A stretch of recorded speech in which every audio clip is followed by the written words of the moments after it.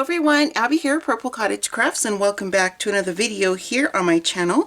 In this video today I'm going to be doing a project share, but it's for a very special occasion.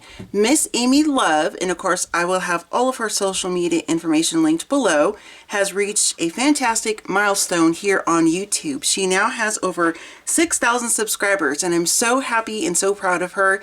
It is quite the achievement, and she's just a lovely person, and she graciously asked Angie and myself, Angie's information will be linked below as well, if we wanted to participate in a celebration with her, where we created a wall hanging of some sort and had some flowers on it. So this is my interpretation of that project. So this is a textural, hand-stitched, completely hand-stitched wall piece that I made. Now I do want to mention that this piece here in the center, and you'll see it, I'm sorry, it's my little puppy Sophie.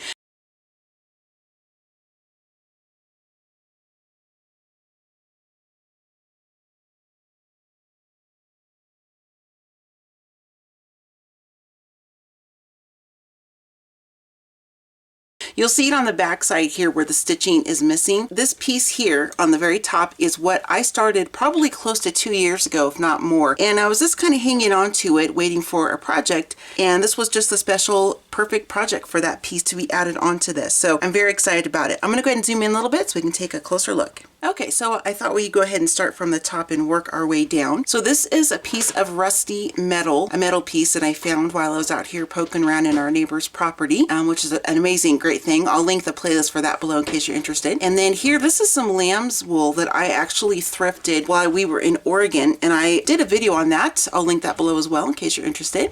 So I just put that across here, I just doubled it in length.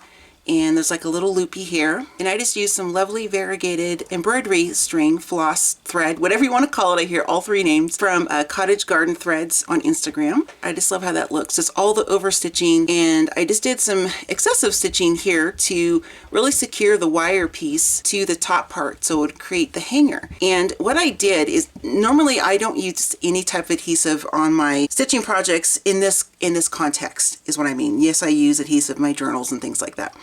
But I wanted to make sure that this was going to be secure and it wasn't going to like just fall off on the floor. And with the new puppy, she might see it before I do, and she might decide that this is a fun new play toy for her. So I just did that just to give a little bit more security. But you can see there the stitching on the back side. And then moving down, this top panel piece here, this is actually a piece of textile that I got from, oh sorry you guys can't see this base I'm talking about here, and this blue here, this blue fabric. This is actually fabric and textile I purchased from Lisa Maddock with Foraged by Lisa Maddock. I'm a part of her subscription, monthly fabric subscription, and it's all vintage fabrics and materials that she sources from France. So I wanted to include that piece in here, and I did all this excessive stitching. I didn't need to do all of that, but I love it. It's such a fun textural bit of this wall hanging, and when you're holding it in your hands and you rub your fingers across it, it's such a great feeling. I'm such a tactile person, and I love having texture that not only is in appearance but also when you actually touch it. So I thought that was kind of a cool little fun thing to do. And up here in the corner, this is also a piece from one of the fabric packs from Lisa, and I just use more of the Cottage Garden Threads embroidery floss, and then I just used some vintage string, which is what I used up here. I forgot to mention that. And then I believe I used linen thread on this one, and I'll try to put a link to the things I'm talking about below in case you're interested. Some of these things I purchased a while ago. So, and then just kind of moving down, and let me zoom out just a bit. Okay, I thought this might be a little bit better so you guys can see the whole piece. And I just did layers of different types of canvas, deck cloth. There's also different weights of muslin in here. And this is a vintage flour sack that is on the back piece of this whole panel here. So that's all the different layers that you're seeing in there. And then I just did some overstitching again. This whole block right here, all of this, including this bit here, was all done, pretty sure it's close to 2 years ago. I started it a long time ago. I think I did a video on it too. But anyway, so I just use some really cool gauzy type fabric, and I just did, you know, this is like, You can call this blanket stitching. I mean, technically I'm not going around the entire piece, but it's my loose interpretation of that. Or you can just call it seat stitching. You can call it stab stitching, long stitching, short stitching. There's all kinds of different ways you can call this, or different names you can call it, but that's just kind of what I did there. And I just think it's fun, just that randomness of it. And I love working with variegated embroidery thread because it's just the colors and the tones that you get is just really cool. And then down here, just more slow stitching, I guess you could say. And then this flower here and this corset that's cut out here, that was part of the fabric. But what I did in the center is I just did some French knots. And French knots are some of my favorite embroidery stitches to do. And then just did some more different types of stitching. This is more what you call seed stitching. And then just kind of to give a little bit of dimension there.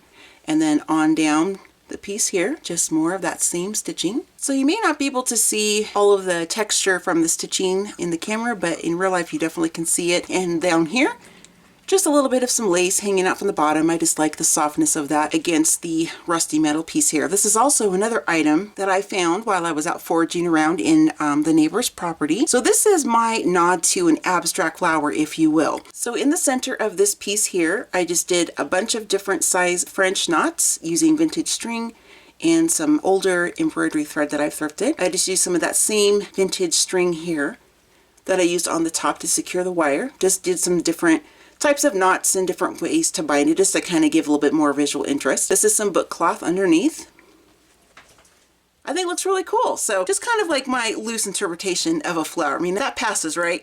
I hope so. But I do have two legit flowers on this piece. So I'm gonna go ahead and show you the back side because I think the back side of stitch projects are just as beautiful as the front. And you can see just all the stitching, the different knots on there. And this is the section. Now I decided to do this part and this piece here after I had already stitched this down. So that's why there's a blank spot here. Otherwise this would be completely stitched, but you can just see all the different random stitching I did. This is the back side of that flower. I think that looks pretty cool. And yeah, so I'm really pleased with how this project came out. Everything except for this piece here that I mentioned to you guys, I created after Amy had asked us to be a part of her celebration. So I was really happy to have already had a jump start because Abby is a slow creator. It's just me, you guys. I've tried to speed up over the years. That's just not me.